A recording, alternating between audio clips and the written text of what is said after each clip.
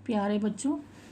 आज हम लोग क्लास 9th में पाठ 3 का अध्ययन करेंगे जिसका नाम है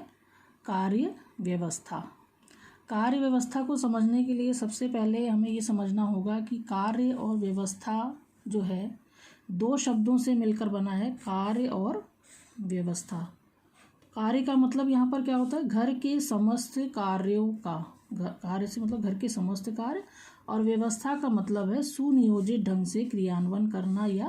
प्रबंध करना। तो हम लोग ये कह सकते हैं कि कार्य व्यवस्था हम उसको कहते हैं जो घर तथा परिवार के समस्त सदस्यों की आवश्यकताओं की पूर्ति हेतु किए गए कार्यों का सुनियोजित ढंग से क्रियान्वित करना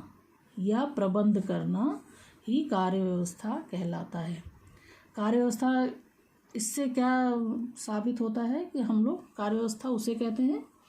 कि जो हमारे घर के परिवार के सदस्य हैं उनकी जो जो आवश्यकताएं हैं उनको हम किस तरह से उनके कार्यों को सुनियोजित ढंग से करें जिससे कि हमारा कार्य करने में कोई बाधा उत्पन्न ना हो। या हम इसको दूसरे शब्दों में भी ले सकते हैं कि परिवार के जितने सदस्य हैं उनको उनके अनुरूप से मतलब क्या है यहाँ पर कि उनके आयु के अनुरूप, कि अगर बड़े हैं तो बड़े, छोटे हैं तो छोटे, कि उनके अनुरूप कार्यों को सौंप देना,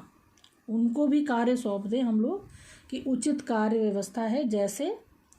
सुबह टहलने अगर मान लीजिए जा रहे हैं, दादाजी या पापा जा रहे हैं टहलने, तो वापसी में उनसे हम ये कह सकते हैं कि दूध लाने का काम आप कर लीजिएगा, कि सुबह टहलने जाइएगा और तो वहाँ से लौटते समय दूध भी लेते आइएगा। तो इस तरह से कार्य व्यवस्था हम उसे कहते हैं जो परिवार के समस्त आवश्यकताओं की पूर्ति के लिए परिवार के सदस्यों के द्वारा ही कार्यों का क्रियान्वयन किया जाना कार्य व्यवस्था कहलाता है।